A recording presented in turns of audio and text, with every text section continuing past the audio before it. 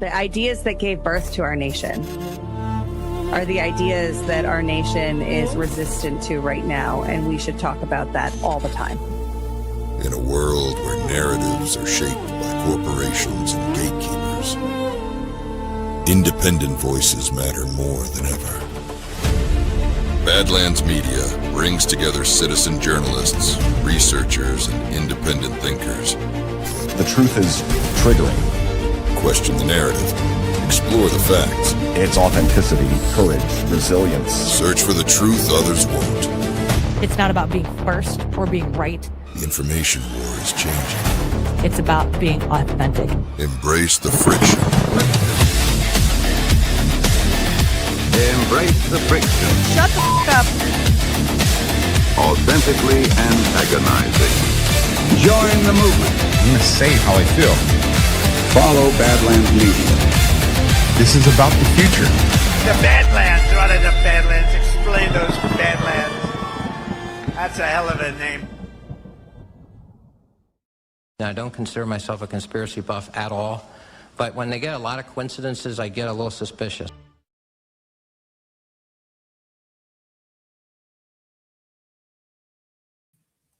Well, good evening, everybody, and welcome to another episode of your favorite Monday night show, and quite possibly your favorite show overall, Baseless Conspiracies. As always, I am joined by the one and the only Zak Paine. Zak, lovely shirt. How you doing?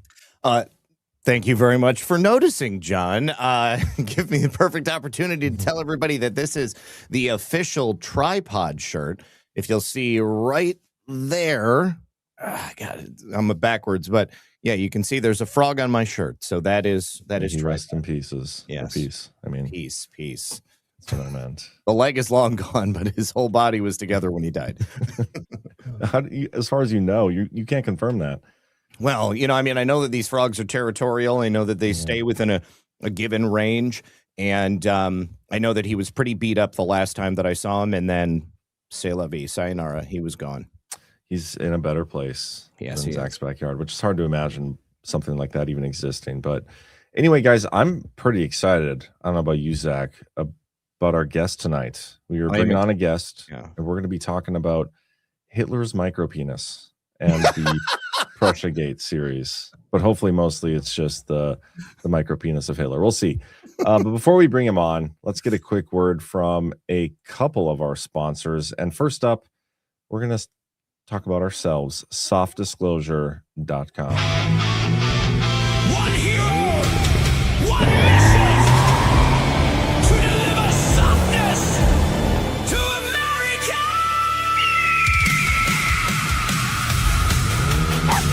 No, Gigi, we can't stop your snacks, dude. We have to deliver all of these soft disclosure gift cards. He goes by Zak Paine. The motion detector.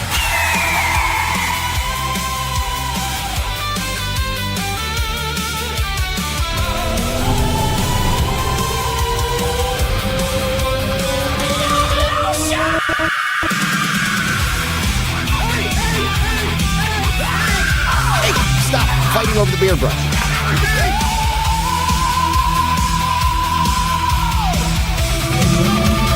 Life finds a way. Hydrate your elbows, moisturize your soul. Feel the rhythm together. Makes you feel alive and let the lotion roll. Soft disclosure, hear the cry. Maximum softness, do or die. Muffin, hit it.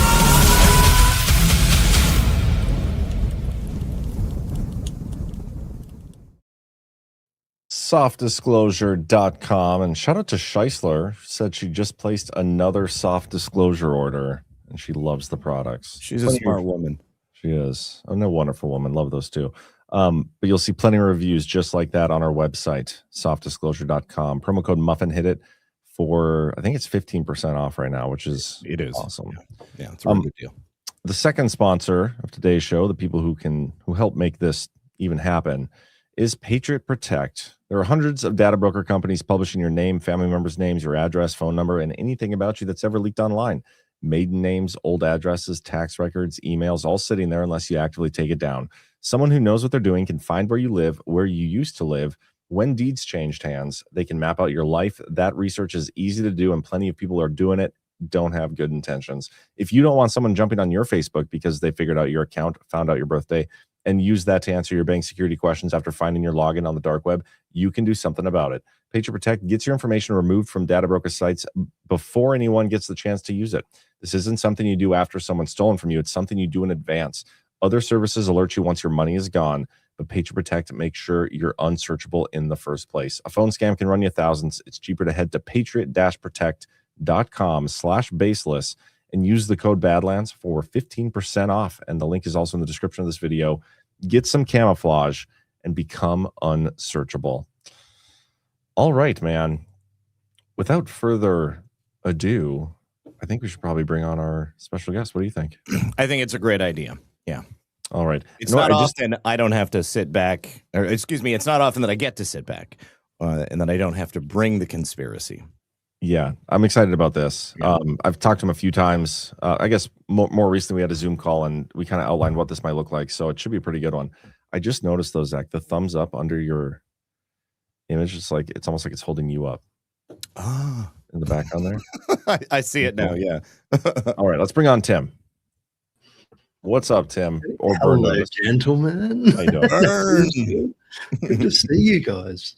Good to see you. That moved the thumb. It's no longer up your bum, Zach. The thumb moved. That's good stuff. Good stuff. Oh, good to see you guys. I put on a really nice shirt, thinking, I know I'm going to match it with Zach tonight, and you've left me with my tail between my legs with that one. I feel like I should go put on a Hawaiian shirt now. I mean, it's not a bad idea, John. I don't even know if I have a legit one. I can go look though. Okay, I guess if you want to kill 10 minutes while I just hang out not with worth it. Tim. Not worth it. Not worth it. Yeah, Tim, I don't know if everybody knows this, but you are one of the authors of the Prussiagate series. It's an awesome series. You started writing that shortly after the Devolution series came out. That's how we started talking. Yeah. And, I think it'd be fun to go through that a little bit today. It was September 2021. Can you believe that? That's crazy. Do you remember we had a chat and it was like, hey, I think devolution's worldwide. Oh yeah, I remember that. And then you were like, oh, okay. So we had a really good chat we had several. Yeah. I said, yeah, we've got some articles coming and you were like, oh, how long before you're done? And I said, oh, I don't know. It's probably 3 or 4 articles, maybe a month or 6 weeks. I think 4 years later, we were still writing. And I think we're up to about 95 articles. Wild. And we have ground to a halt in a bit of recent time. I think we never pushed something out that just didn't flow. And it was an expression of what we're researching. But yeah, for those who aren't familiar with Prussiagate, it was started when Trump had that infamous Oval Office interview where he said, we've got to get to the oranges of the investigation. And the context was the Mueller report. Mm-hmm. And then he was like, you could see him straining to make sure he enunciated the words. He said, we've got to get to the beginnings, the origins, just to show he wasn't having an aneurysm. And then 2 more times in 90 seconds, he said, anyway, we've got to get to the oranges of this, the oranges of the investigation. And this was way back, I think in late 2018, 2019, early 2019, I put a post out on Twitter suggesting, what if he was talking about William of Orange and the Bank of England? And I it went very high level and suggested that potentially the Bank of England was the cause of all our dramas and every nation in the world was essentially debt slaved. And anyway, so that sat out there on Twitter. Do you want to play the clip? Yeah, play it. No, this is, for those who haven't heard it, this is beautiful. That this investigation now, which is finished, it's totally finished. No collusion, no obstruction. I hope they now go and take a look at the oranges of the investigation, the beginnings of that investigation. You look at the origin of the investigation, where it started, how it started, who started it, whether it's McCabe or Comey or a lot of them. Where does it go? How high up in the White House did it go? You will all get Pulitzer Prizes, okay? You're going to all get Pulitzer Prizes. Interesting. There was 2 there. I'm pretty sure he said 3, but Yeah. anyway, it was clear. And then it was also, how high does it go? Where does it start? And so anyway, it was a speculation. And so going into COVID, I had cause to get invited to a dinner. There was a group of people that were kind of having dinner despite the police state telling us we weren't allowed to.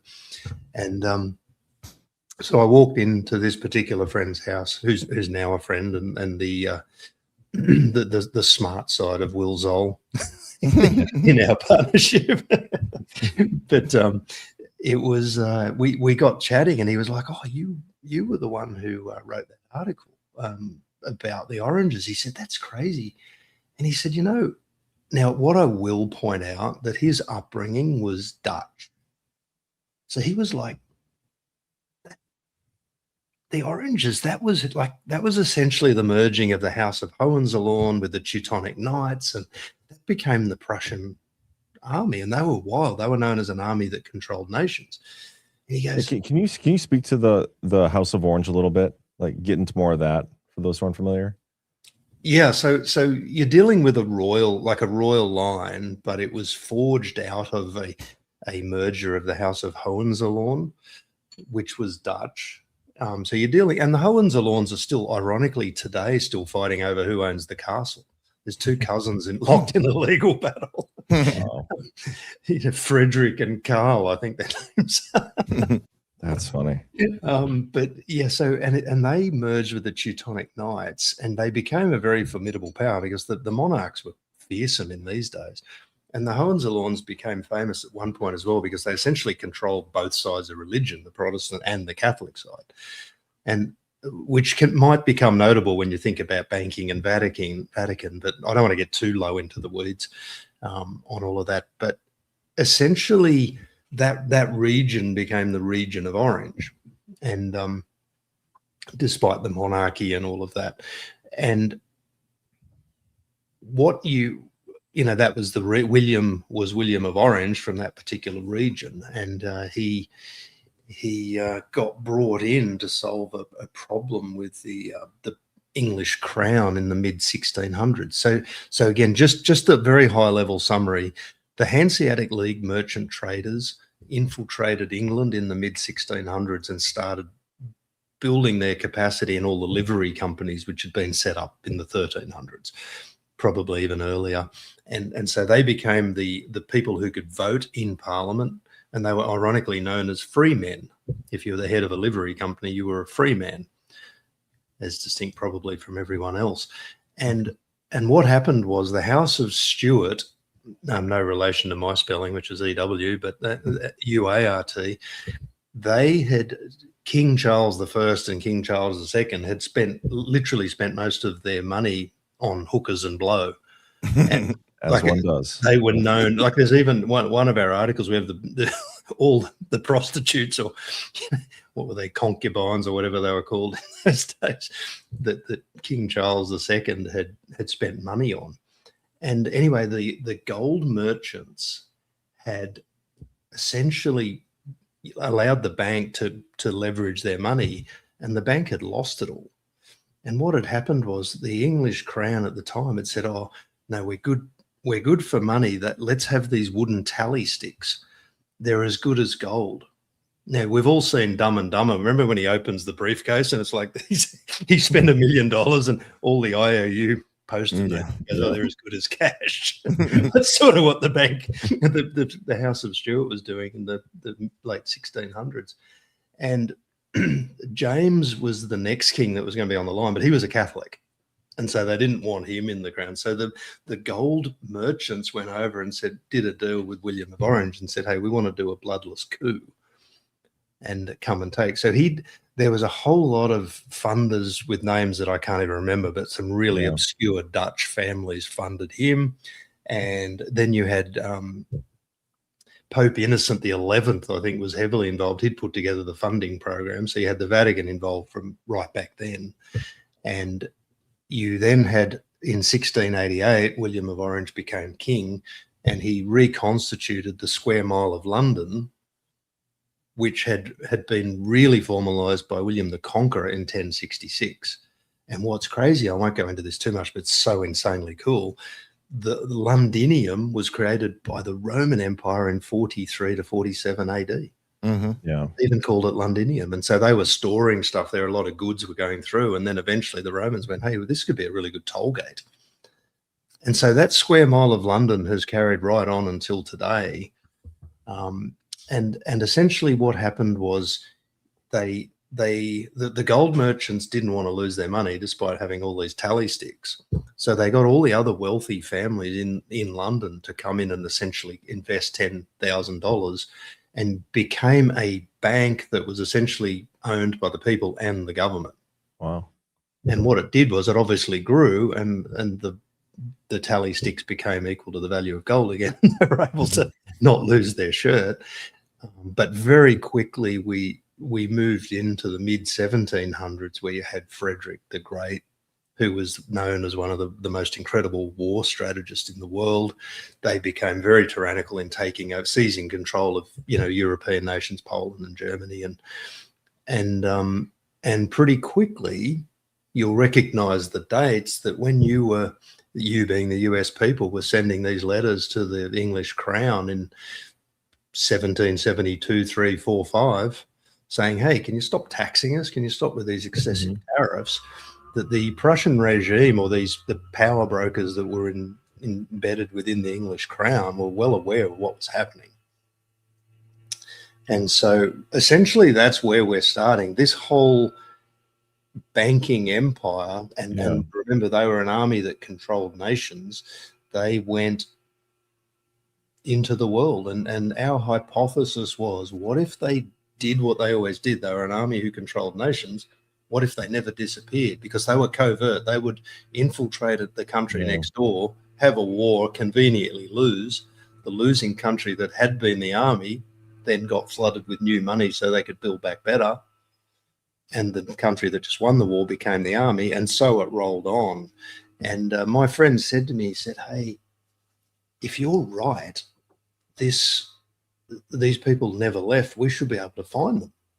The evidence of them should be around. And so we essentially started looking for that, and almost disproving our theory as well. But we called each other 2 and 3 times a day in those early days, because the whole Prussia was a clean whiteboard. No one had ever talked about it other than drop historical facts and dates and lineage. I mean, you imagine trying to push a conspiracy theory out through the Nazi label or the Jewish label or any label. There's so much noise and conflict. Yeah. Whereas I think Prussiagate got the advantage of a first mover on the whiteboard, and we were able to join a lot of dots. And obviously nothing is proof of anything, but I think not enough dots together to say, yeah, there's a pattern here. And I think this ruling tyrannical regime did go into banking and essentially into major corporations. Diversification. Yeah. I think it might be worth giving an example of the Hitler, mainly because I want you to talk about his micropenis a little bit, but also I think it'd be a good way to kind of give people, okay, this is how it happened with this scenario with Hitler and the Nazis and everything there. Can we see any patterns that might be emerging through this period? You know what I mean? Yeah. So we can talk a bit about that. The rise of Germany in the modern iteration was quite profound, and it's worth talking about. So you guys are having your civil war, and in about 1870, someone worked out that Otto von Bismarck and his Prussian oligarchs were funding both sides of your civil war through the Bank of England. Now, what's interesting in that is you guys had your 14th Amendment in 1866.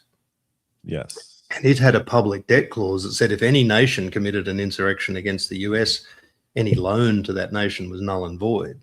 And I think there were murmurings around that because von Bismarck quickly, once he was outed as having committed an insurrection, he quickly, in January of 1871, you had Washington became a corporation. And I don't think that's as significant as a lot of people say, but people do get excited about that aspect. In February, you had the King of Prussia became the Emperor of Germany. And then in May of 1871, for me, this is the big one. We had the Washington Treaty, which was a peace treaty between England and the US, and the sole arbiter of that treaty was the King of Prussia. And the first order of business, amongst other things, was, the US are going to keep paying that loan back. There was $2.3 billion at 15% per annum. Jeez. That was back in the That's a lot. 1800s. 1871. Wow. And so that is that documented? Yeah, it's all in the series. It's totally documented. No, is the contract with his signature, King of Orange, on there too? Oh, that was no. At that point, that was Wilhelm. Okay. William of Orange was long gone. He'd set up the whole fiasco. Yeah, the hour clock on these guys' watch is measured in centuries. I think. They're crazy. So you then we talk about the Prussian window. So 1871 to 1917 was the significant window, and they go about setting up the structures in the nation that's about to be infiltrated or being infiltrated, which in this case was the US.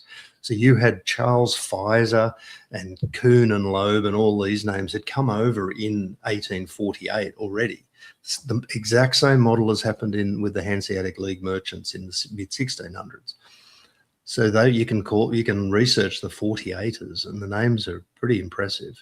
So by the time all this happens in the 1870, everyone's in place, well established, got their businesses, and of course war is a pretty impressive profit regime.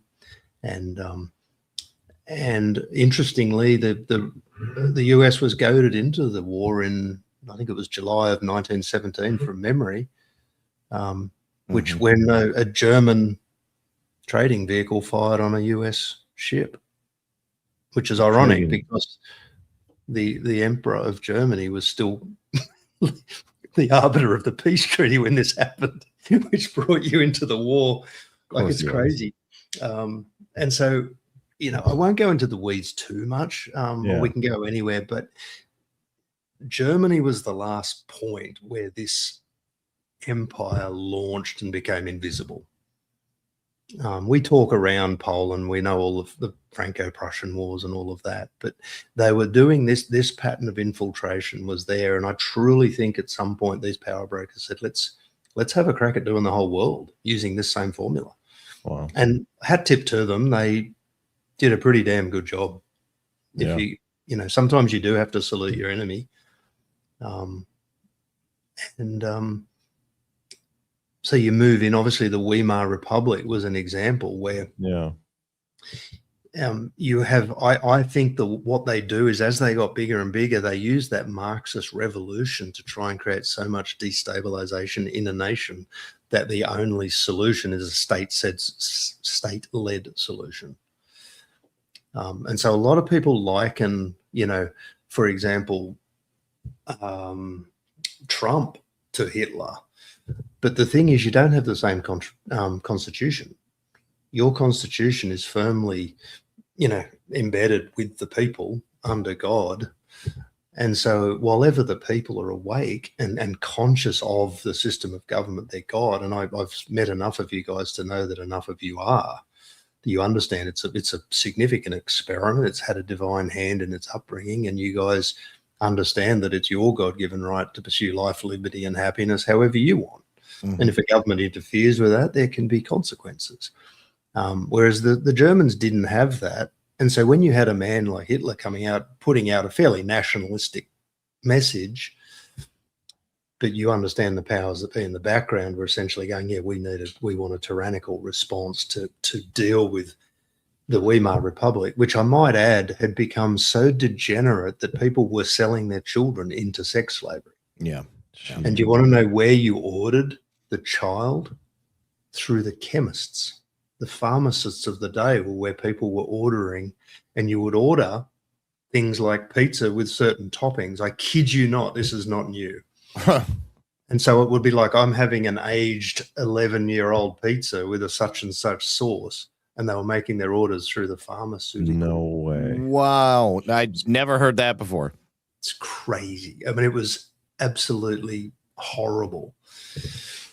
And a lot of the detail, we outline a lot of the detail in the articles. You'll appreciate that I can't recall all of it. It's vast. And essentially what you do is you can go back and look at it.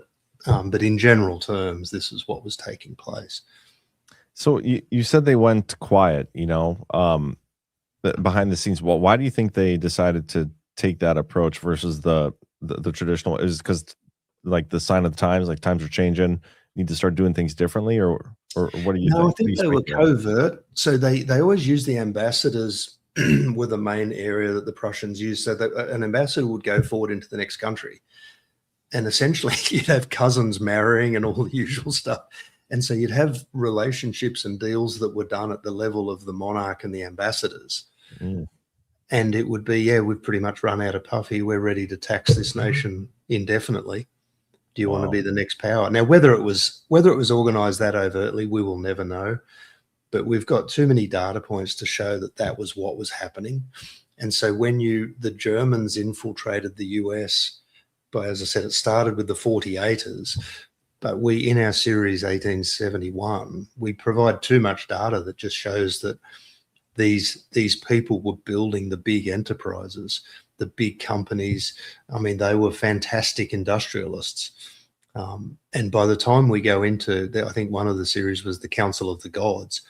By the 1920s, these guys were already running your government. The president, what year? By 1925, for example. Oh yeah, I mean, you look at the Federal Reserve, and was that 1913 or 1917? 13, yeah. Yeah. But so you complete the war, but then you see the formula again. I mean, you guys are winning, but it's, this shiny new money. This is amazing. I love this world. And so you have this perception of freedom. And what happened was, and again, just to show the worldwide pattern so that we can see everything, by 1934, you guys were essentially bankrupt again. Mm-hmm. So 34 to 44 was the introduction of Bretton Woods, your Gold Act. They were stripping the gold back out of the country. I think the people weren't even allowed to own it at that point. And then you have your war. They were building to the wars. So you had all the Cuban Missile Crises into all sorts of crazy-ass testing in the Pacific. They're literally seeing if they could put viruses in birds that could fly around the world. Mm-hmm. This was in the 60s. Yep. This bird flu and all this stuff, they were and Fort Detrick, they were already doing this in 1951. And I think most of your audience be pretty familiar with Operation Paperclip. Yeah. We touch on all of that, and I know Colonel Towner talks a fair bit on your shows about the Gladio stuff. That's all right in this wheelhouse we're talking about. Yeah. And so you then have so many US dollars around the world by the late 1960s. People are going, you're not backed by gold. So the government goes, oopsies. So quickly Nixon goes, hey, we're going to a petrodollar and we're going to be backed by oil, and this is great. And so what happened was that was 1971. So that opens the next Prussian window, which was, and the dates will intrigue you, is 1971 to 2017. So instantly Kissinger goes over. He does the deal with Saudis. It's like, hey, you're going to get really rich producing the oil for the world. And they say, well, that's great. What's the catch? And the catch is you've got to buy the government bonds to keep this juggernaut going. And it's like, well, that's fine. And then Kissinger straight over to China, industrializing them. Why? Because they were being infiltrated for when the collapse of the US takes place somewhere between 1971 and 2017 or thereabouts. Yeah. And so they went from rickshaws to producing everyone's metal in about 9 years. It was crazy. Yeah. And even in Australia, our context, we were unloading our manufacturing to them by 1980. Mm-hmm. And you know, the same thing that happened to you. We don't even produce a motor car in Australia anymore. They've all gone to China. Ford, Holland, everything. Yeah, we don't even make a car in Australia anymore. We used to make the Ford and Holden and possibly one other, but Holden was the only one that I know about. Wow, Holden together. So we get to this point where, as we know from Trump's own testimony, he goes, Obama left me with no bullets. There was no ammunition. The steel was all rubbish. We were importing this terrible stuff from China. And what Obama did to this nation is unforgivable and all that kind of stuff. Mhm. But here's the thing, and we talk a little bit about this in Prussiagate. The collapse of nation is meant to happen really fast, and it was called the Thucydides trap, which goes back to ancient Greece. Whenever the powerful empires came together, the collapse had to be essentially controlled and organized, so that one guy in the elevator went down really quick, the other went up really quick, and they couldn't have conflict in the middle. Yeah. You go to Trump's first term, he put tariffs on China. The two superpowers, obviously, Hillary didn't get in. We can only imagine and speculate, which I'm sure you guys have done numerous times, about Uranium One and what might have happened if it looked like Russia bombed the US under Hillary. And yet we all know that they were sending stuff off under the Iranian deal being stored in Syria, I think. Mm-hmm. So it would have, and the isotopes that match with what she was giving to Russia, I think Russia they were going, this is really ugly if something doesn't happen here. And of course, enter Donald Trump. And what happened was China and the US come together and they sit, completely destroying any notion of the dangers of the Thucydides trap, and they don't have war for 4 straight years. Yeah. And in fact, they're still not. And that's why I'm really big on peace, because I'm seeing it. That's all I'm seeing. I look at Iran now and I think we're undoing the system of London and control that I've kind of hopefully just given a very high level summary of, because they did go and control the world. And 1917 was significant in terms of the establishment of the Muslim Brotherhood, the Bolshevik Revolution, involving Russia and obviously, the rest of the Western world followed pretty easily with the central banking system, which was the main engine with all of this. What people also don't know much of, in the end of his first term, Trump goes over to bin Salman, who incidentally arrived after the arrest of the 11 Saudi princes back in November of 2017, who were stored up in the, whatever, the Ritz-Carlton or whatever hotel it was for a year, being interrogated. I don't know what was happening. Well, hopefully we find out one day. Toenails pulled out. Yeah. But he Trump's going, oh, my friend, bin Salman, he's great. And by the end of the time, he is buying LIV golf tours and building golf courses with all this new money. Yeah. Why? Because Kissinger ensured that the buying of the US government bonds was done at the hands of the US military. Trump disarmed all of that. So that's why the government bonds under Biden went up to about 4.8%. They were doing much shorter term sales. And you've now got the Russian ruble trading with Saudi, trading with China. We've not got the petrodollar the way we had it prior to Trump. It's in plain sight that countries are now dealing in regions, and we're decentralizing. And I'll draw breath. That's the segue into where Jon and I were talking about. Hey, if we're decentralizing and this is not what the Prussian regime would have wanted. Equally, Trump appears to not be what the Prussian regime wanted. Yeah. So what happened? Which brings us into the idea of some form of devolution has to be in place within the US government, because it was so savagely infiltrated. Why? Firstly, your military was controlling the the petrodollar. But secondly, your constitution, and more importantly, your Declaration of Independence, puts the power with the people. So every day, this poor Prussian regime had to get out of bed and trick you guys that you were free while still controlling you. Yeah. It's exhausting once you see what they had to do and to be stealthy in that way. So that answers your question as to why they had to be stealth. Yeah, it's such an interesting concept, because like the hardest part for me too when writing the devolution series was putting like a face or a name behind the actual entity that's doing all this bad evil stuff. And I made my attempts with a now I can think of his name, Rubenstein article that I did. David Rubenstein. And I talked to you guys. Talked to you guys quite a bit about that. The Prussia angle though is fascinating, because even myself going down that rabbit hole, you could see the pattern that you guys drew, and like it does seem like that is what we're up against, and it also makes me question some of the moves that Trump makes, that like I think Trump would do something the opposite of he's trying to decentralize things. Sometimes he doesn't necessarily do that, which I find not just quirky but annoying, some funny, whatever.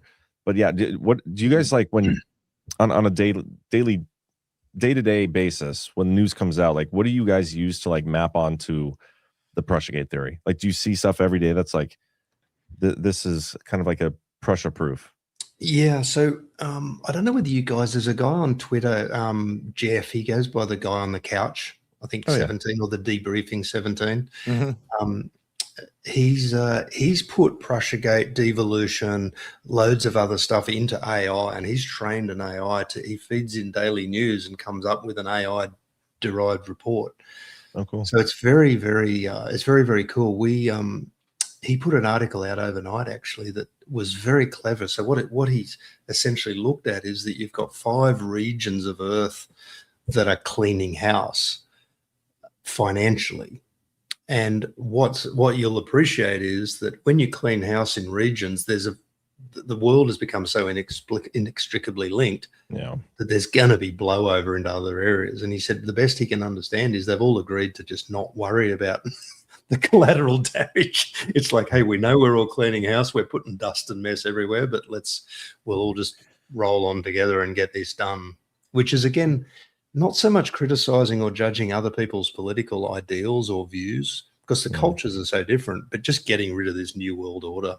Well, I mean, that's the way it would have to be. And this is something that I struggle with. I see people struggle with, I guess, because they're thinking that, if the good guys are in control and they're doing these things to like fix all of these problems, centuries of infiltration, then why isn't it happening more cleanly?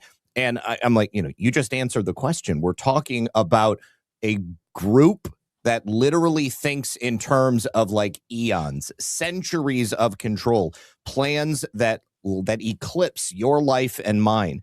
And in order for those things to be unraveled, like undoubtedly you're going to have some forms of collateral damage. And if you are accepting of the fact that we're unraveling the New World Order and bringing in, these global polar regions of responsibility with the Trump World Order, or the Golden Age, whatever you want to call it, then that's inevitable. There's no way to do it without that. Yeah, couldn't agree more. Before we build on and stay serious, I want to come back to Hitler's micropenis. Yes.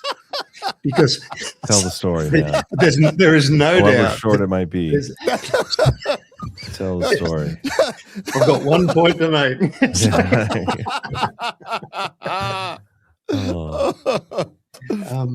So there's when you do a dig this vast, and we were turning like you just Googling search engines, different IP, not IP, VPNs. We were going mental, and you just find stuff in every direction. I mean, we never did Prussians in Australia, but there's data there, And anyway, we found the other author found the Sans Souci and got the meaning that without my small penis, the use of commas and all of that.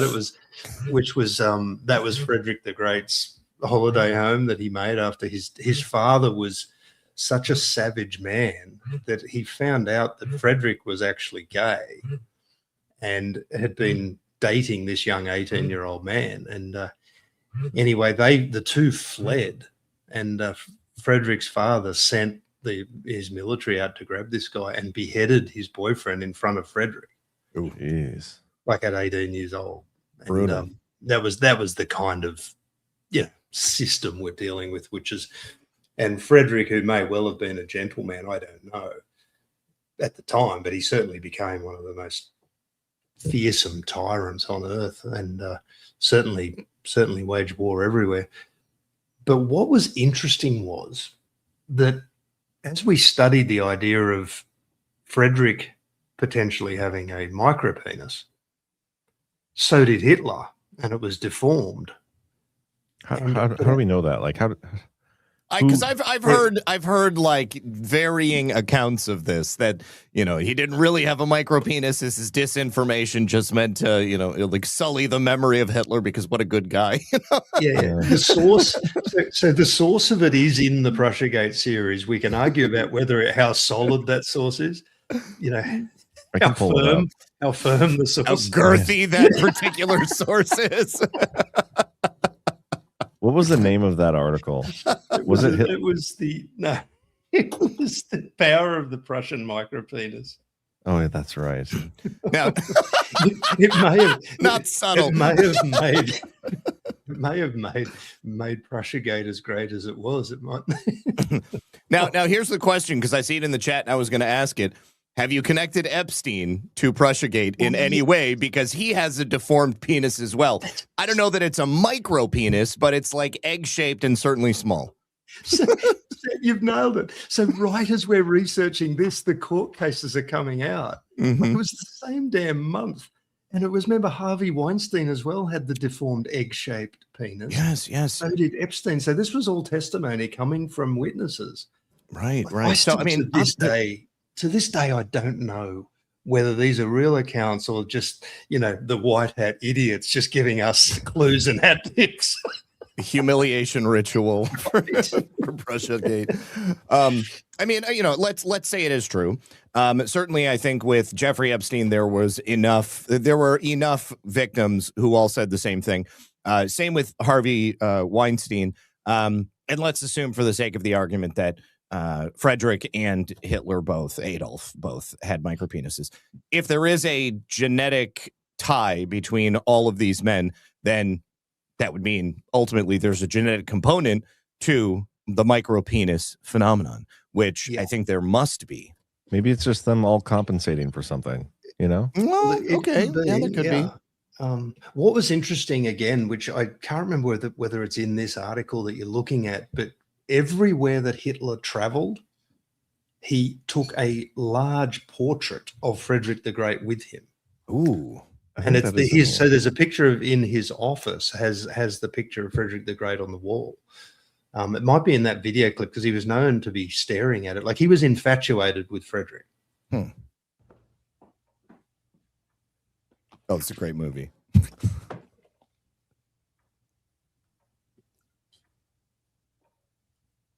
There he is. Imagine carrying around that in your carry-on luggage. Going through the airport. So, and I would like to go on record. I actually knew somebody who had a micropenis, a friend, years ago. So there's definitely two ways that. Friend? No, he was just. He never told me. Asking for a friend. He never told me, but we were both mutually friends with the girl that he had dated. And she told you. She told me, but it's ultimately why they broke up. But my point is that you can, these crosses that we bear can take us down two roads. You can either become the tyrant, or you can be like my friend and just be like seriously the sweetest guy in the world. He was a really solid dude. He was always there for everybody, and he was just an honest, good bloke. Yeah. So people with micropenises are people too, Zach? Is that what of course they are. Yes. But I'm saying it doesn't necessarily mean that they're going to become tyrants. Okay, so the link just. I love that John featured Zach there while he was sharing. It was like, the more you know, clip that, but the more you know after it. So where it got interesting in the thread got very intriguing as this all led to the Urania series. So out of Germany, it's a little known fact, but we did feature it, that a lot of the camps and the people that were destroyed in the Nazi camps were also homosexuals. A lot of the young homosexuals were being rounded up because what was happening was there was a clinic that was essentially taking these young children and turning them into men through violent sex acts, almost unto death. And the whole thinking was that if you could survive this, you become a very hardened criminal and a perpetrator. It was based on the ancient Greco-Roman culture. So see these statues of men, they're big, chiseled. Well, I mean, the statues are literally chiseled, but you get what I mean. Yeah. So the people who had escaped, but their records were kept in an institute, and Hitler came in and grabbed all of those records and essentially rounded up a lot of the young, teenage homosexuals who had escaped because they knew what was happening. So they were also removed. And a lot of that might have been under the moral code because, again, after the Weimar Republic, you've got a leader who comes in and says, I'm going to put this nation back on track. We're going to have an end to the debauchery and create some new beginnings. And the people just went, damn right, we need it. Yeah. That's why I came back to, you need a state-led solution when things get as bad as what the Weimar Republic had got. Mm-hmm. Yeah, Berlin was like the brothel capital of Europe, basically at that point, and not like any type of sexual act that you could pay for, which obviously included children, included like bestiality. I mean, just all the most disgusting things you could do. You would go to Berlin to do that, and pretty awful. Yeah, and so then you lead into these. They were so violent that injury in a battle sense became pleasurable, and even death had a sexual signature to it, that idea of pain. So then you fast forward to the idea of from black eye clubs to John Podesta's fingers and the band-aids on the middle finger, and I mean Podesta's is a classic. His fingers are mauled. I mean, well, that spirit cooking ritual where they cut the hand, And then I forget the fish with the 14. That's I don't remember what that was, what that specifically references, but I remember doing digs on that previously. Yeah. So I think it's fair to say that a lot of these people were sexual perverts. They were potentially mutilators. Yeah. And noise? equally, you hear that? Yeah, that's probably my computer's having a few issues here. It might be what it is. I'm sorry. Oh, that's okay. Just curious. I couldn't tell if it was like a dog snoring or something else. Yeah, no, it's my computer. It's got a micro disc. Okay. Oh, gotcha. I was just making sure. We're good. You're good. Yeah. But what were you saying about his hands? Yeah, well, you can see the fingers are all deformed there. I'll find the picture that we were referencing. Okay. But yeah, so what you've got is this culture of mutilation, and then it's a pretty easy jump to move into transgenderism and the idea of mutilating the flesh. And a lot of that is, I think we're in the territory of where this enemy has essentially got its army on the ground. Now, I'm not necessarily sure that, the higher ups in all the banking cabal are doing this stuff, but they may be. I mean, there's a lot of evidence to suggest they were introduced to terrible concepts, and once you're introduced to something, you can't go backwards. Yeah, that's it. Right. I remember that. When it comes to the banking stuff, do you buy into the idea that Trump is aggressively trying to get us to default? I've got to deal with the fact that he added $10 trillion to your national debt in his first term. That's not necessarily the sign of a man that's being economically fiscal and frugal. But if it doesn't matter, if the debt doesn't matter, then you would use the enemy's colored paper to rebuild your military, and that's what I think. I agree with that for sure. But I won't fight anyone over that opinion. I could be completely wrong, and certainly the signs at the moment look like he is talking about honoring debt and building back and dealing with it in other ways. I maintain, and we did a 9-part series, The Ode to the Prussian Pickle. We showed that the British spy network was the one that took Trump out in 2016 and 17 and surveilled all the Russia collusion hoax was all led by London. So he could use, in my opinion, he could use your 14th Amendment public debt clause today to get rid of that debt. Yeah. And I'm interested with what he said the other day on that Thursday week. He came out and told the world that the heads of agencies in the US were working with China to overthrow an election, and the leaders within his government were hiding this detail from his presidential daily briefings. That's crazy. I mean, contemplate the scale of that. You talked about it on one of your shows at the time. It's mind-numbing. Yeah. And you can't tell me that the military and key people who are good guys aren't watching this, doing these ones. Like, what is happening? Yeah. No, I'm in agreement with you there. I think that's one of it's almost the most underplayed aspect of what Trump revealed, but it's the most important aspect, is that depending on how he interpreted that, that's an act of war. And that is, like you said, game changing on so many different levels. Yeah. I don't, and this tucks into devolution. I don't know when devolution happened.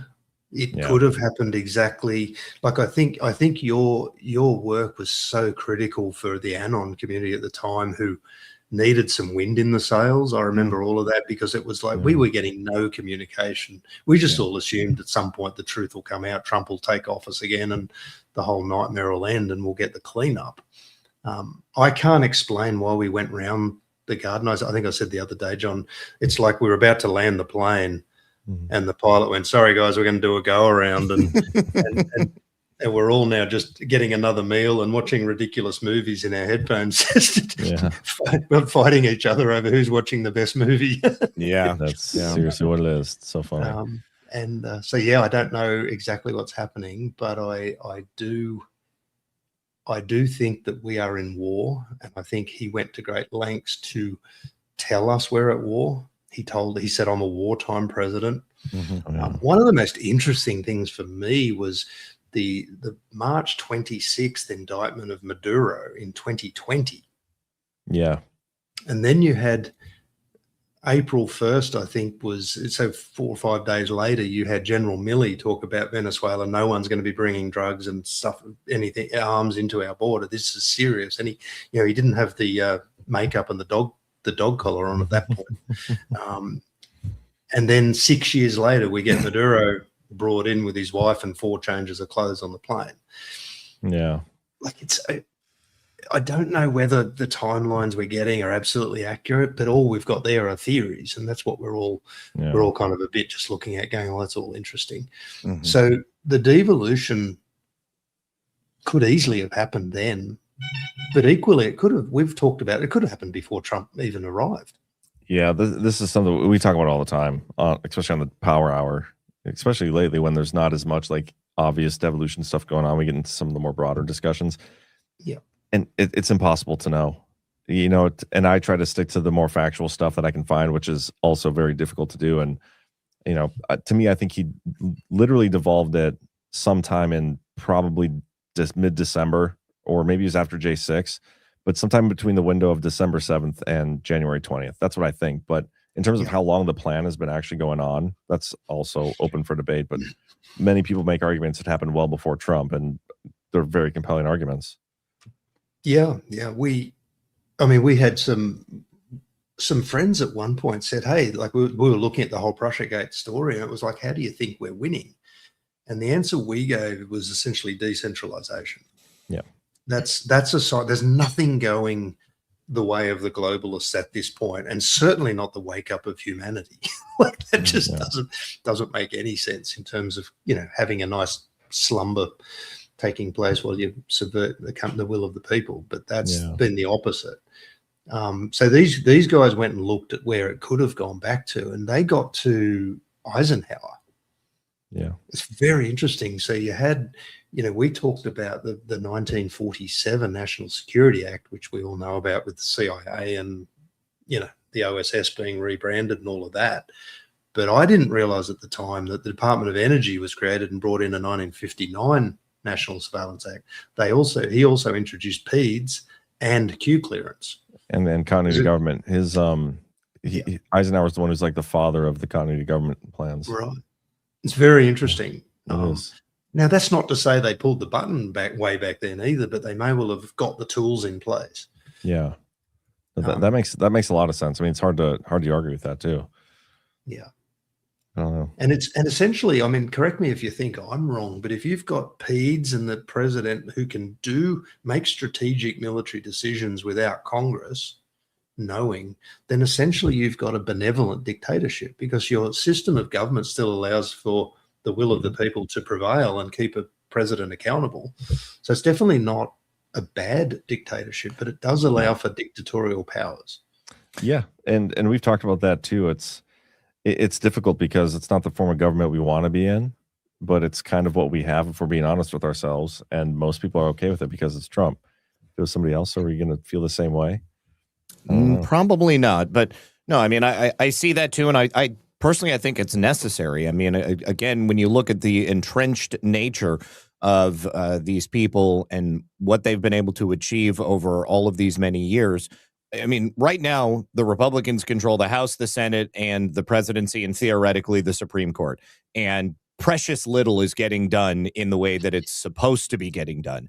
So I They think renamed the post office last week. Did you not see that? No, what it's what okay, a single post office. Okay, so yeah, there's all kinds of joke, Zach. all kinds of bullshit like that. But I think that the only way to really get this taken care of, I mean, if we're looking at a limited timeline of, essentially the next 2 years of President Trump's time in office, that is, of course, suggesting that he's not going to run again in 2028, which would be so freaking sweet. He's And definitely right in line with the benevolent dictator timeline that we're on.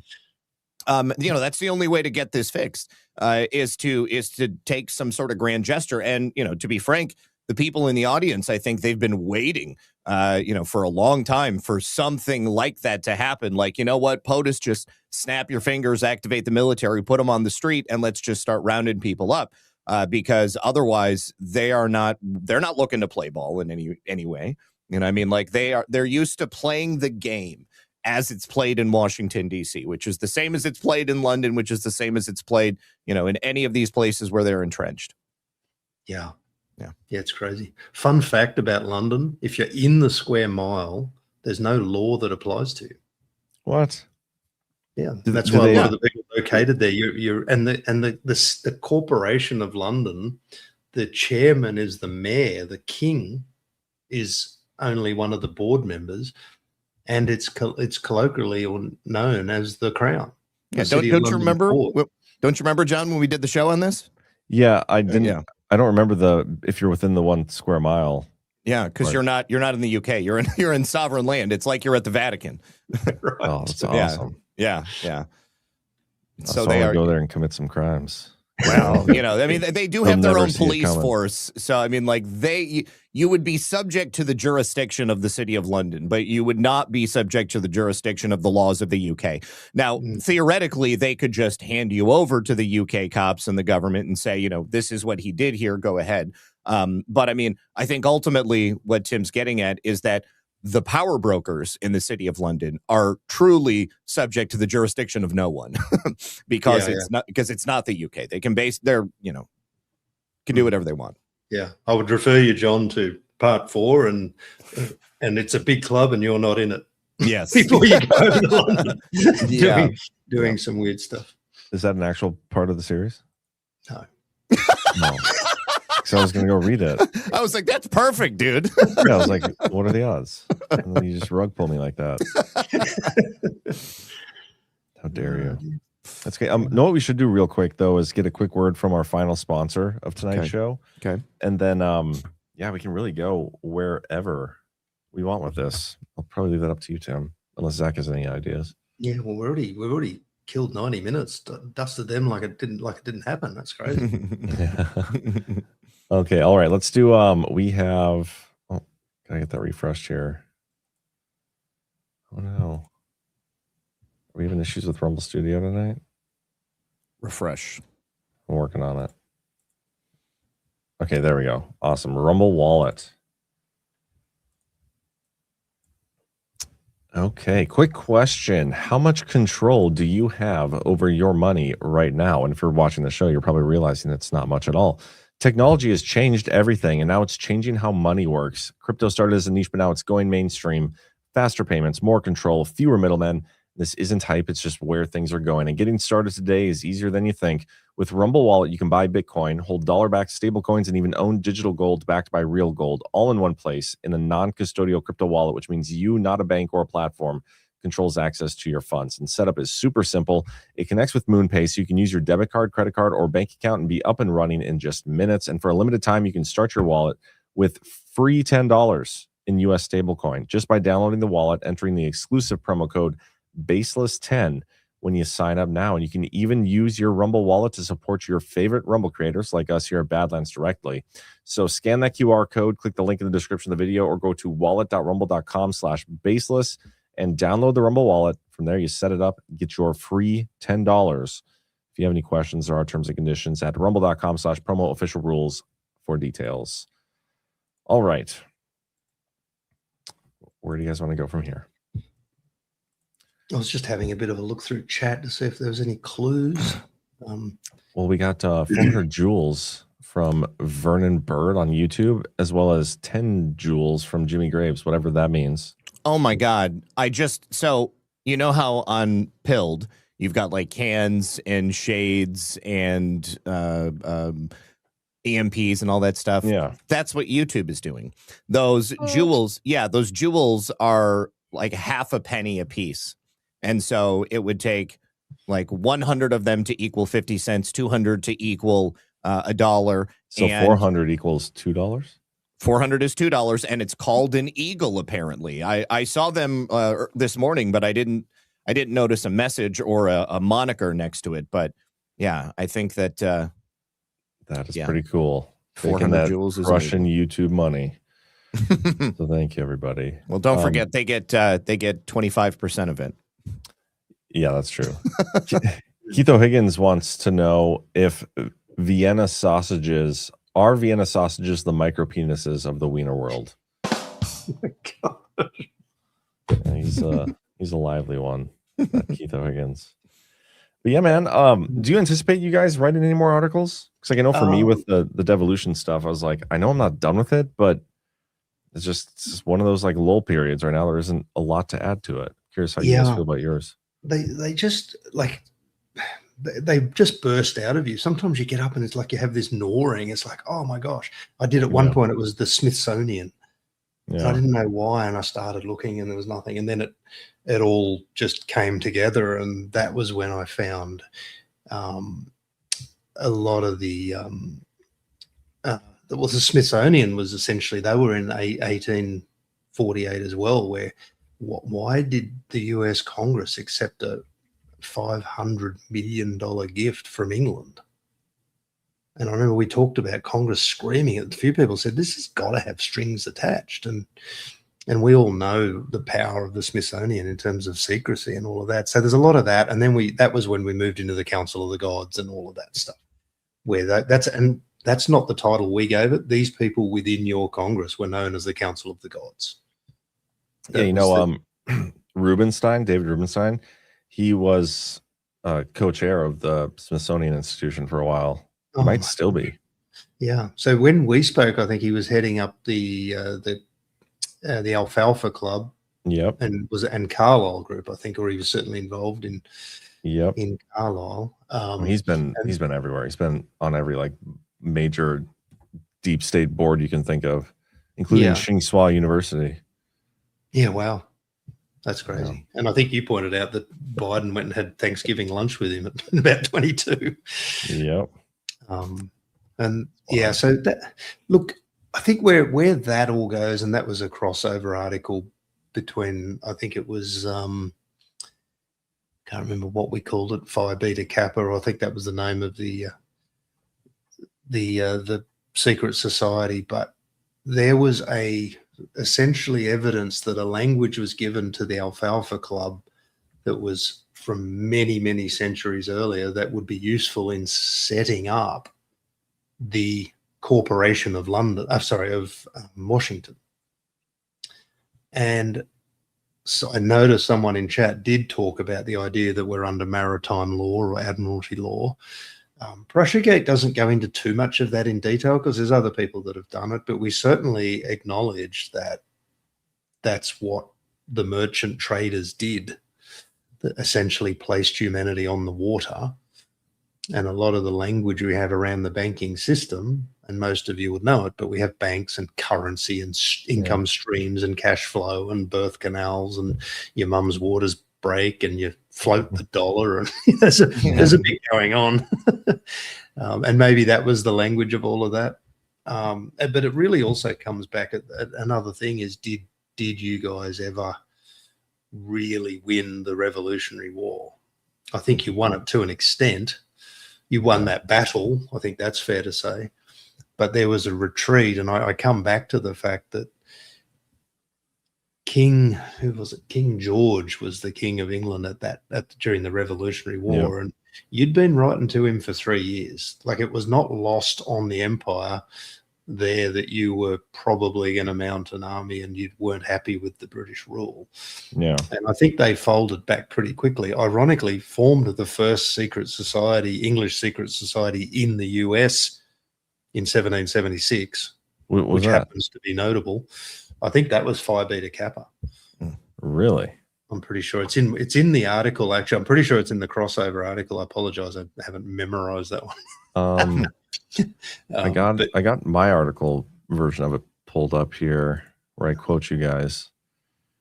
I think let me see if this just takes you to Prussiagate, if I'm not mistaken.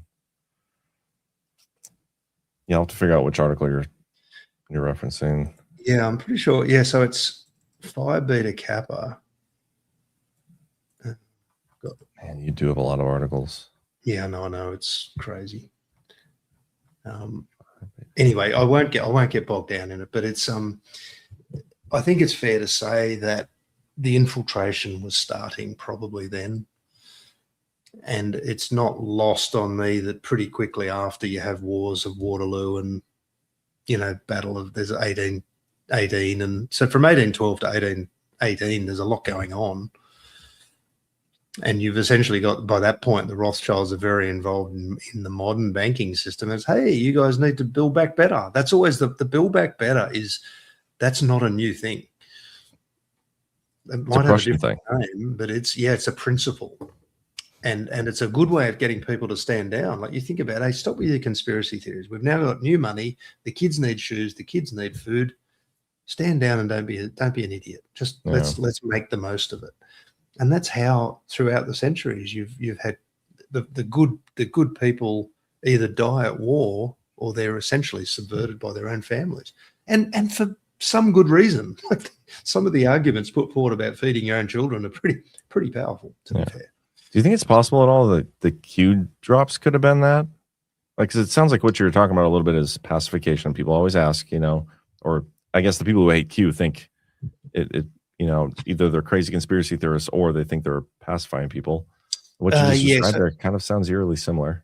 Yeah, so I don't buy into that. I think the Operation Trust accusation against Q, trust applies to the media propaganda. Yeah. So I think if you take what happened in the Bolshevik Revolution and bring it forward, that Operation Trust is the mainstream media, which Q undid and unraveled. And created an army of dissent against that, led by Trump and the accusation of the fake news.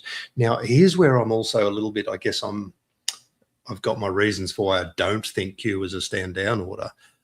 The enemy wanted, and so go back to Weimar discussion, the enemy wanted us fighting each other. Mm-hmm. Yeah. And fighting them because they were trying to engineer, remember, the state-led solution. So they were trying to gaslight a Marxist revolution, and we watched it happen with all the Seattle bullshit and I can't remember all the names they were given now, but the fires, and even January 6th was all fomented partially by actors to try and get masses to do stupid things. Yes.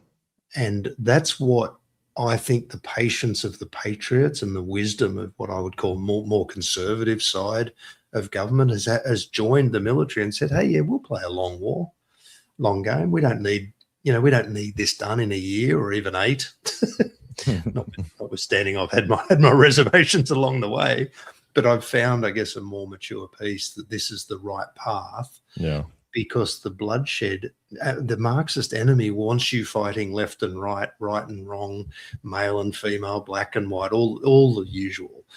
And so that way you never actually see the embedded enemy. What Q taught everyone was this is who the embedded enemy are. This is essentially what they're doing. I mean, we got a lot of the initial Prussiagate influence was when they talked about Nazism being one finger on the invisible hand. Mm-hmm. Yeah. We suggest the invisible hand is Prussia. It's an ideology. And so to then train, and then you have the Trump out there saying we're at war against an invisible Marxist enemy, their Marxist ideology. I think we were trained well enough to know that this is a counterinsurgency rather than a stand down order. Yeah. And just to be clear, I agree with you about your Q point. The way you described it, it made me think of some of the accusations that get put forth against Q. So, well, it's a really good segue into hear someone try and explain at least my view, and people would have different views. That's fine, but I've looked into it pretty extensively, and I'm comfortable that we're heading in a direction that wins this war. And so here's the other thing. I think it was Spain in history, because we did study all the Marxist revolutions. You can never beat one. What happens is you fight them, and then you lose for all the reasons I just outlined. The military come in and you fight each other and you're weakened, and then someone comes and cleans up the mess and you've got totalitarian control. The only way you can get through them is to endure a Marxist revolution. And Spain essentially did that somewhere in I think it was the turn of the century. But then think about how they did just they endured it. They didn't die as a nation. They endured it. They were terribly misshapen and beat up at the other end of it. But you get through it by endurance, by not necessarily fighting each other, not giving them what they want. And when you look at what the media were gaslighting and what the lunatic left and the democratic regime were doing, they were getting you guys agitated to fight them. Mm-hmm. These Uranian psychopaths, they were happy to die. They just wanted some MAGA person to kill them. Yeah. And then you could imagine the world news after that. And you can even see they've been trying to do it by making it up. Anyway, so now look at what the Q movement and Trump have done. They've basically led by example as well, the Trump family. Let's just meme the shit out of these guys and point and laugh at them. Mm-hmm. I mean, what a brilliant strategy to overcome a Marxist revolution while having fun while you endure it. Yeah. Yeah. You know, for me, the Operation Trust stuff all never rang true, because I have never in my lifetime seen any type of operation like that was meant to wake people up and activate them in whatever way they felt called to. That was, really at the end of the day, designed to just tell them to lay down. I mean, even for people who don't follow Q anymore or think that it was fake, I mean, they still were activated in a really intense and direct way. And, the ramifications of those posts and everything that we went through are still being fought today. I mean, people are more awake and aware right now than they have been at any other point in history. And, it never to me was a stand down order. And but at the same time, that's not to say that some people didn't interpret it as that. But I think that those were probably people who at one time were like completely enthralled with celebrity in the mainstream media, too. Yeah. Well, I think the other thing, that the accusation, which was false, is that standing down from slitting throats doesn't mean you're doing nothing. I mean, you guys are providing alternate media, training people in, and I talk about, they talk about content creators. I'm coining the phrase context creators. Yeah, I like that. And if you look at what the alternate media is doing, we're saying, hey, and devolution is one of the great examples. Hey, rather than having lost an election, what if the context is this? Mm-hmm. It's like, and what it does is, and the reason it was good is because it expands thinking. It doesn't actually matter if it's right or wrong. And we've talked about the fact that there could be partial devolution, total devolution. There's no way to know. Yeah. But what it does is, when you've got a collective expanding their thinking and exploring and thinking for themselves, that's a very healthy society. And that's what alternate media is currently doing. And that's why I don't really care. The division is minor that goes on. That's just people having different opinions and a bit of skirmishing. And, we're in a heightened. Some bigger than others. Some people cross the lines now and then. But in general terms, this is like, we should be awake and fighting and on guard. Like, got a country to save, got a world to save. So I think that's a small price to pay with the good stuff that's happening across the board. Yeah, which I'm excited about. And you look at, I mean, have we ever had a time on Earth where pretty much every patriot in every country on Earth is currently on the street? That's true. I don't know. I mean, I haven't been alive as long as Zach has, so he might know. I might have you both covered, I think. Oh man. Yeah, but it's interesting, man. Do you do any of your own shows or anything like that on this? I'm a serial guest. Serial guest. I like it. Somebody's got to do it. Yeah, no, I can't be bothered, and I appreciate the work that you guys all do in knowing how to run StreamYard and just do stuff, bring up videos, and I also don't want to tread on anyone's toes. There's a lot of time slots. People, like, if you start anything new now, you're going to be treading on someone's toes. Yeah. So, anyway, it's all good. I just love. I love the decentralization. So we're watching media decentralization. Yeah. I'm very excited about the pharmaceutical industrial complex that I'm watching. People are just going back to tinctures and homeopathy and healthy eating, and let's get the poisons out of our food and sky. Yes. And then religion. It's like, hey, I don't need to go to church anymore, but I have a faith that's emerging, and I want to talk with other like-minded people. So some of those people are doing religious style podcasts. Other people are just meeting in the park and having meetups. That's a version of church, which is just a gathering of like-minded people. And I'm watching it everywhere. It's really exciting. Education in industrial complex is crumbling, and the result is a rise in homeschool. And, you know, parents actually taking responsibility for their kids' education because they can't trust, you know, as it were, the Prussian education system. And we've got an article on that as well. It's military style. And when you look at it, it's obvious. You got someone up front, hits you with a stick if you misbehave, and you're trained. I mean, you wear uniform. Think about it. I'm not saying it didn't serve for a time, but oh my goodness. Yeah. It's totally military style education, and it's never been reviewed until now.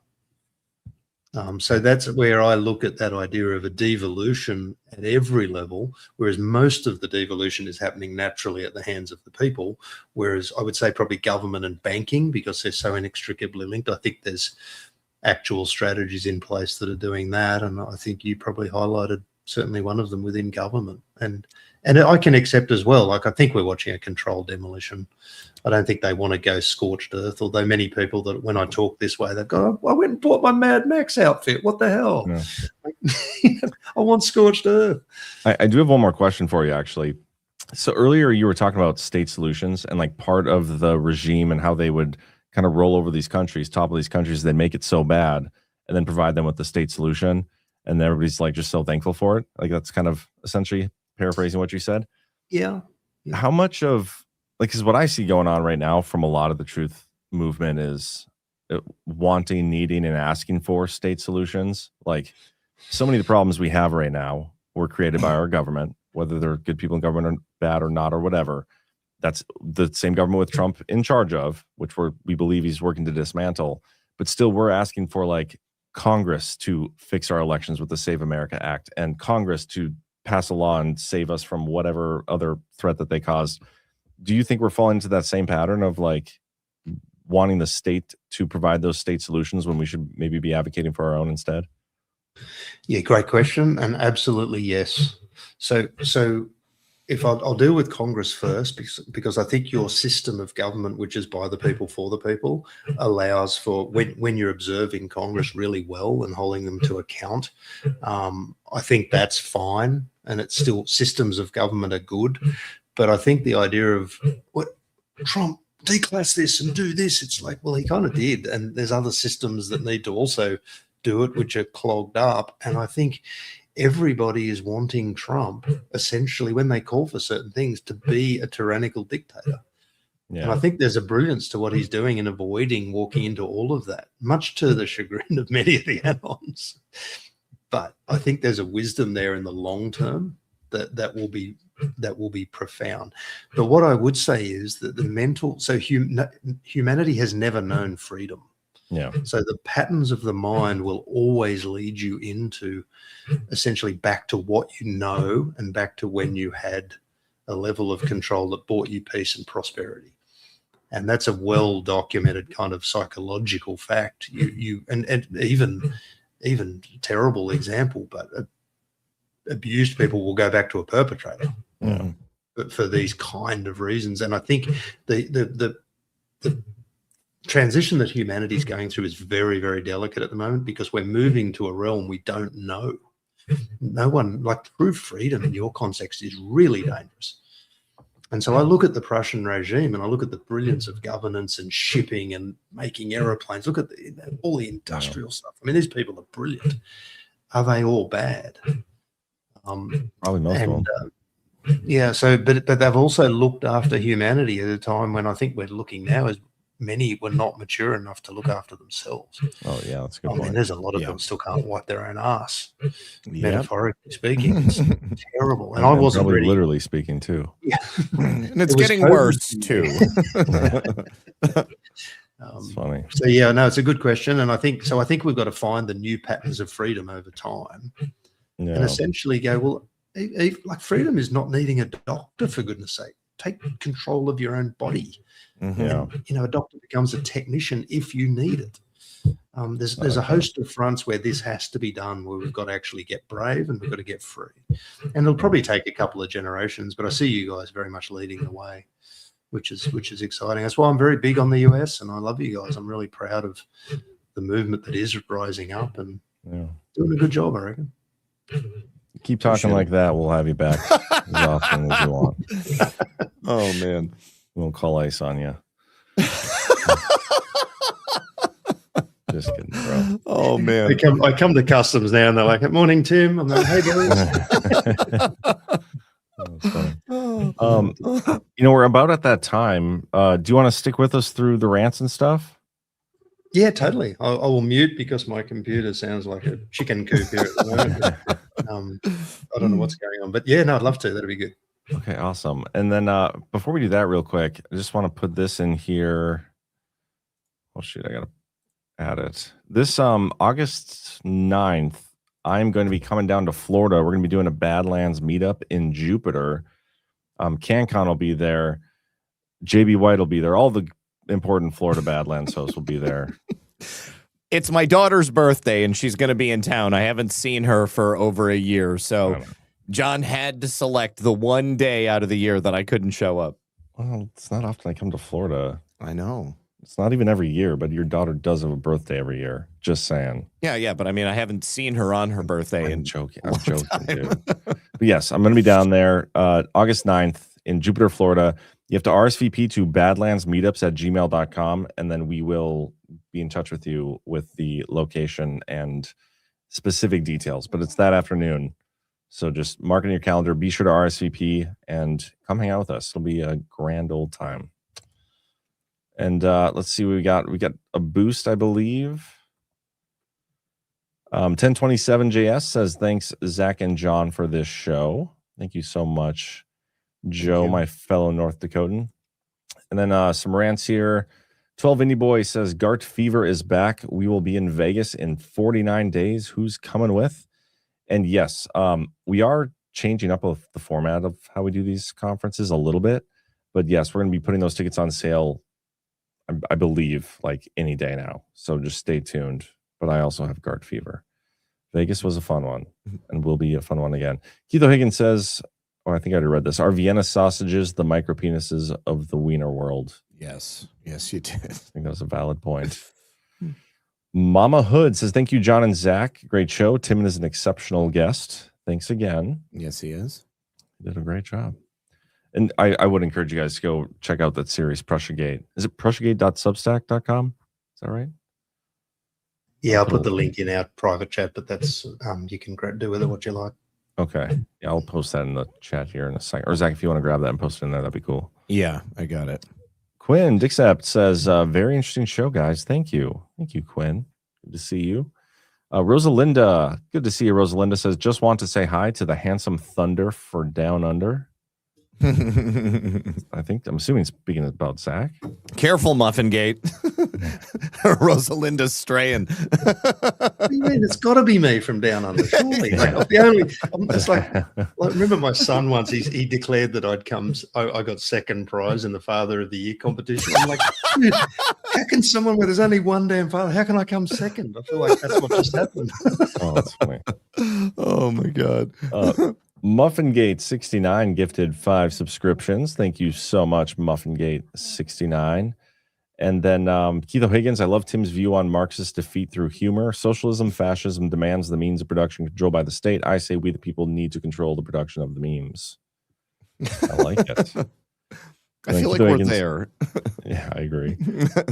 Keith O'Higgins says, future show ideas, maybe investigate Jimothy the Tacoon and Candace Owens and call it Baseless Conspiracies. Did you see that some guy from TPUSA said that about Candace the other day on Twitter? He was tweeting about something and he wrote "Conspiracy." No way. That's awesome. On purpose or an accident? I think that he claims it was an accident, but Oh, I don't think it was. I really don't think it was. It was like Will or something. Lisa knows who he is. I don't know who he is. He's like one of he's the guy with the bald guy with the glasses on Charlie Kirk's show now. I don't watch Charlie Kirk's show, so I have no idea. No, I know. I'm just saying, if anybody knows his name, then somebody in the chat might say it. Gotcha. Interesting. That's funny though. I'm gonna start using that, and I will do it on purpose and not shy away from saying so. Anyway, that's all we got for tonight. Any closing thoughts, Tim? No, only just like there's lots of reasons to get cranky and upset about things, and my whole thing is no, stay really positive. Like we're winning. The genie is not going back in the bottle, and whatever your view on Trump is, we're not going backwards. Yeah, like he's an older man. At some point he could die, and it's not going to change the fact that your system of government is yours. Mm-hmm. Yep, and you're good to go. I think a strong leader was pretty important in these early days. But I think, and the main thing, just have fun. Like remember to go out and actually connect with people and laugh a lot and mean the shit out of people if they need it. Try to come to a GART or a Badlands meetup. Yeah, highly encouraged. Awesome. Well, Tim, thanks so much for joining us, and Zach, as always, it was a pleasure. You'll be back on tomorrow at 5 p.m. That's right, 5 p.m. Monday through Friday, and I'll be back on the Daily Herald 1 p.m. Eastern. Tim, where can people find you? What social media? Or I guess Twitter. Burnspy 360. I don't do heaps anymore. That's more of a little bit of a shit posting and occasionally something, cloaked in wisdom and sageful thinking. Awesome. No, that's all good. Well, thank you, everybody. Hit the thumbs up, whatever platform you're watching. Be sure to go to YouTube as well and hit that thumbs up. And we will see you guys next time. Thanks everyone.